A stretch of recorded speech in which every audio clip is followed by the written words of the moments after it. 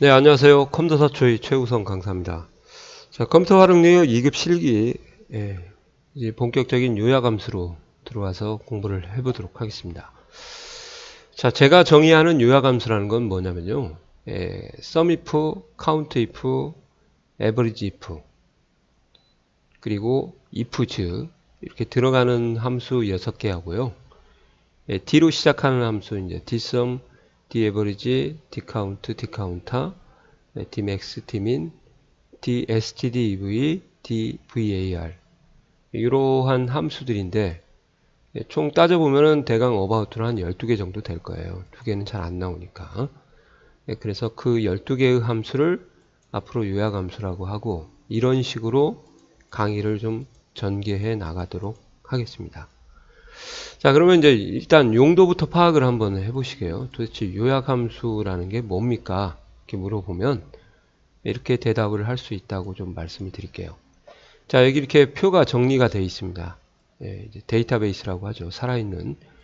이 표를 근거로 어떤 서머리 요약을 요구하는 함수. 그게 바로 요약함수다. 그렇게 보시면 돼요.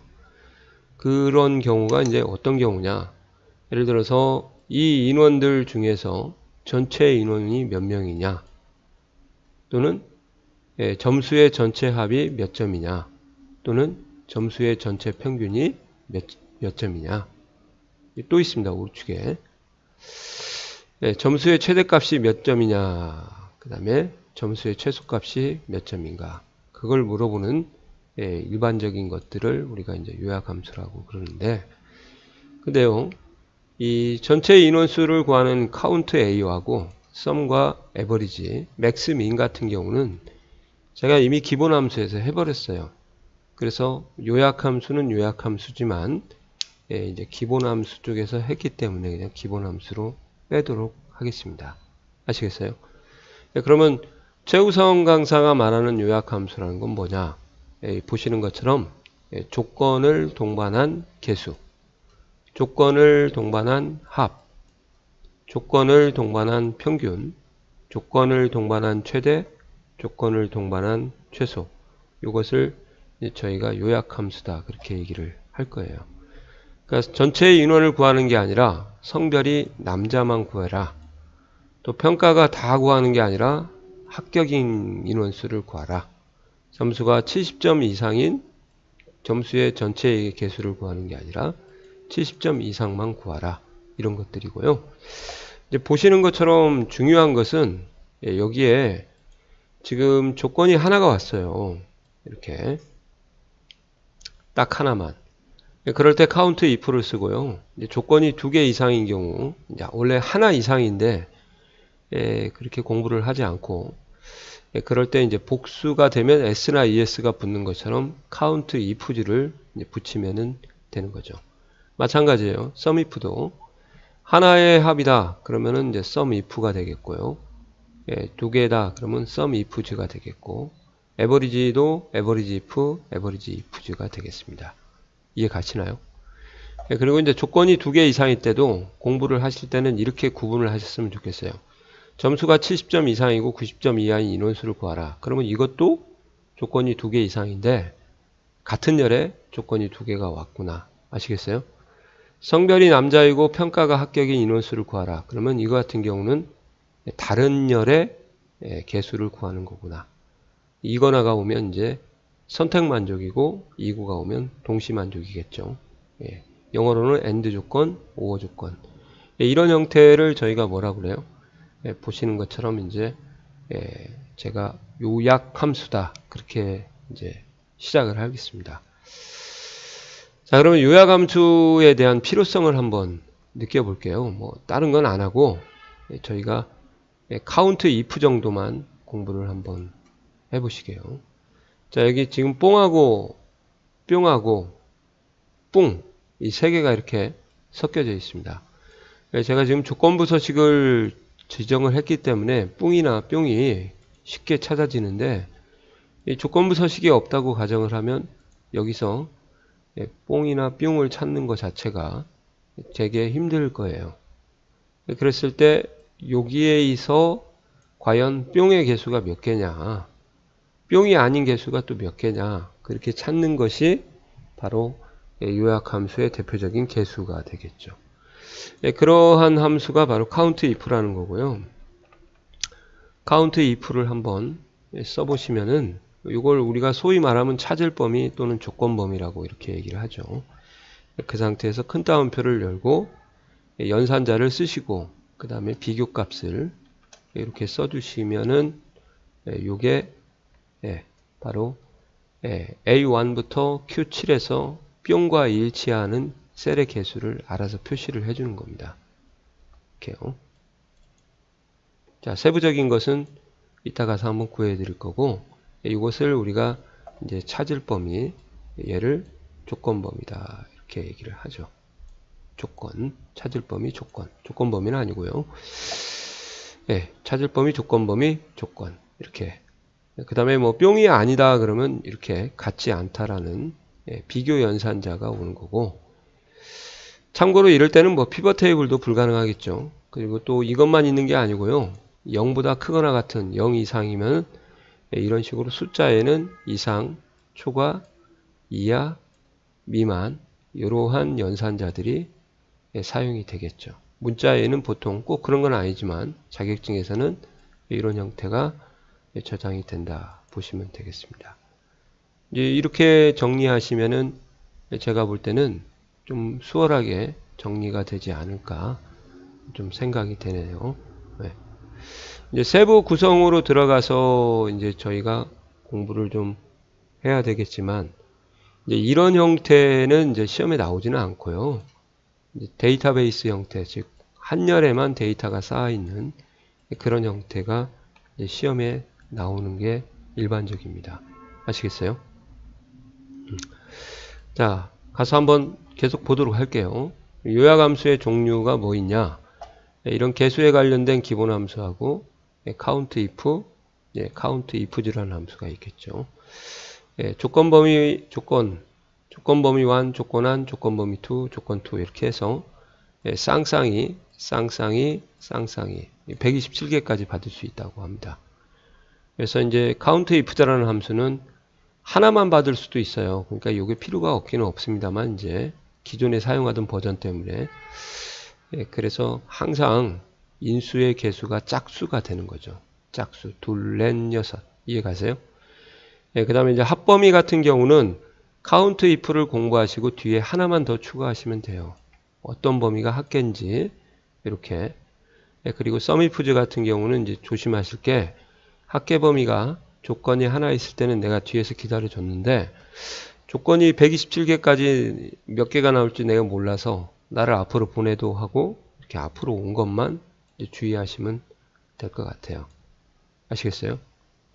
그래서 이렇게 써보면 인수에 대한 그런 설명이 이렇게 해서 썸랭지가 밖에 오는 거고요. 오른쪽 끝에 만약에 ifs를 썼다 그러면 썸랭지가 먼저 오게 되는 요 차이라고 보시면 되겠습니다. 그 다음에 이제 average if는 그냥 sumif를 공부하셨으면 그냥 쉽게 공부하는 거예요. 무슨 말이냐? 그냥 합계만 평균으로 바꿔주시면 돼요. 아시겠어요? 이렇게 공부를 하시면 되겠습니다. max 같은 경우는 최대값 이렇게. 근데 max if나 min if는 없고요. dmax, dmin을 이용해야겠죠. 그래서 여기 보시는 요 함수들이 바로 이렇게 데이터베이스입니다. 조건 이렇게 만나면 이런 함수들이 사용이 되더라. 자, 근데 이제 dsum 같은 경우는 솔직히 sumif하고 똑같거든요. 그죠? daverage 같은 경우는 이제 average ifs하고 똑같은데 또는 average if하고 dmax하고 dmin은 이제 제가 왜 배워야 되는지를 알겠어요. 어차피 여기 없으니까. 그죠?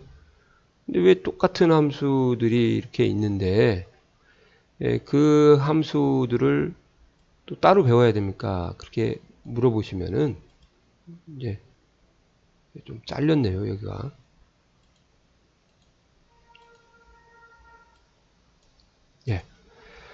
그러면 이제 시험에서 만약에 이 함수를 쓰라고 하면 이 함수를 쓰시면 안 되기 때문에 시험을 위해서 두 가지를 공부하신다고 보셔도 되고, 실무적으로는 이제 ifs 함수를 좀 더 많이 쓰죠. 아시겠어요?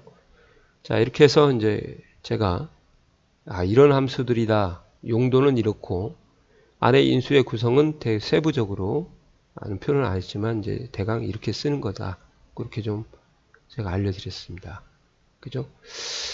그리고 이제 세부적으로 이것을 어떻게 사용하는지에 대해서 이제 좀 더 공부를 해보도록 하겠습니다. 네, 카운트 if 같은 경우는 이제 범위에서 조건과 일치하는 셀의 개수, 조건 범위에서 또는 찾을 범위에서 이렇게 이해하시면 되겠고요. 이렇게 열 제목을 제외하고 하나의 열만 잡는다. 뒤에 가서 다시 한번 또 말씀을 드리겠습니다. 그리고 카운트 if 같은 경우는 조건이 문자가 올 수도 있고 숫자가 올 수도 있으니까 숫자에서는 이런 연산자를 사용하고 문자에서는 이런 연산자를 또 사용합니다.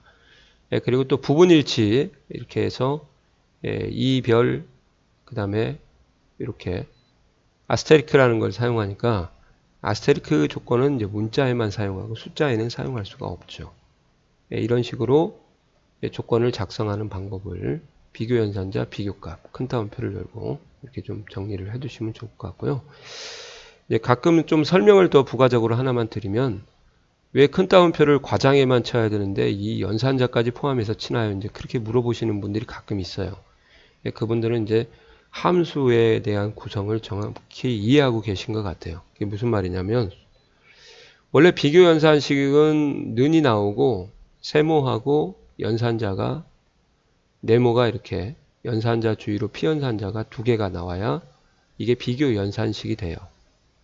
근데 얘 같은 경우는 지금 세모가 없이 네모만 나왔잖아요. 그러면 요거 자체는 얘는 수식이지만 얘는 수식이 아닙니다. 이거 자체가 그냥 하나의 커다란 문자가 되기 때문에 이런 부분에 대한 것도 좀 알아두시면 좋죠. 그러면 요 삼각형에 해당하는 부분이 누군가요? 그러면 이 앞에 있는 것들이 이 안으로 들어가기 때문에 삼각형이 없는 거죠. 그래서 문자로 큰 따옴표를 같이 처리를 해야 되는 거고요. 그 다음에 이제 비교값이 수식이나 셀 주소가 들어가게 되면 이렇게 큰 따옴표 안에서 셀 주소를 좀 빼주셔야 됩니다. 그래서 문자이기 때문에 문자열 결합 연산자를 이용해서 분리를 해주고 는은 생략할 수 있다고 했죠. 그래서 이것이 원하는 것이 이렇게 D5부터 D12에서 D7에 입력된 셀값과 동일한 셀의 개수, 그런 의미라고 보시면 되고, 좀 전에 말씀드린 것처럼 이렇게 둘렌 6으로 가면 되죠. 그 다음에 sumif는 합계 범위가 오는데 이 합계 범위는 당연히 숫자만 오는 거죠. 문자가 올 수가 없는 거죠. 어떻게 문자에 대한 합이 옵니까? 그죠? 그리고 조건 범위는 이제 숫자 문자가 올 수 있고, sumifs는 아까 설명드린 대로 이렇게 하는 거고, 마찬가지로 평균 범위도 숫자만 올 수 있으니까 이렇게 준비를 하시면 될 것 같은데, 이제 이 average if 같은 경우가 또 문제가 되는 게 있어요. 뭐냐? sumif와 countif를 같이 쓸 수도 있어요. 즉 조건 플러스 합을 조건 플러스 개수로 나눠주면 이제 이거 자체가 average if가 되니까 이렇게 문제가 두 개로 분류가 될 수가 있겠죠. average if를 써라 그러면 average if를 쓰고, sumif를 써라 그러면 sumif 나누기 count if를 써라 그러면 count if를 두 개를 쓸 때는 이거밖에 안 되는 거죠. 이런 식으로 개념을 좀 잡으시면 좋을 것 같아요. 자, 이제 마지막 개론호에서 이 부분은 좀 조심하자 하는 것을 한번 보여드릴게요. 조건 범위를 한열을 설정해야 되는가? 만약에 목표가 2000 이상인 인원수를 구하라. 그러면 이렇게 잡으면 조건 범위가 지금 이렇게 두 개의 열이 잡혔어요. 그러면 이제 삽질하는 거죠. 아시겠어요? 그러니까 대부분 한 열만 잡는 게 정상적인 수식 결과가 나오는구나. 아시겠습니까? 그 다음에 두 번째는 필드의 제목이 포함되어야 되나요? 이렇게 나왔어요. 이게 무슨 말입니까? 그러면 이제 만약에 서울과 일치하는 것을 잡을 때는 이 범위를 포함을 해서 잡는 경우하고 포함을 안 해서 잡을 때하고 결과가 동일합니다. 원리가 왜 그러냐면 서울과 이게 안으로 들어가면서 서울과 일치하면 1을 먹고요. 서울과 일치하지 않으면 0을 먹거든요. 그래서 어차피 도시명이 들어가도 일치하지 않고 0을 먹기 때문에 01, 0, 0, 0, 1, 0, 1 이렇게 되죠. 그래서 여기 보시는 것처럼 들어가도 의미가 없죠. 이것들에 대한 합을 구하는 원리니까. 빠져도 0은 더해지지 않기 때문에 의미가 없고요. 그죠? 근데 이제 조심하실 게 있는 게 같지 않다라는 조건이 나오게 되면 조심하셔야 돼요. 이때는 얘가 포함돼 버리면 서울과 같지 않으니까 2를 먹고 들어가는 거죠. 빠지면은 1이 안 먹고 들어가는 거니까. 그래서 이렇게 하면은 빵점 처리가 되니까 아예 처음부터 제목을 빼고 잡자. 그렇게 이해하시면 좋을 것 같습니다. 아시겠어요? 자, 이렇게 해서 좀 정리를, 개론을, 설명을 좀 드렸습니다. 이제 본격적으로 문제를 풀고 시험 대비를 좀 해보도록 하겠습니다. 자, 수고하셨습니다.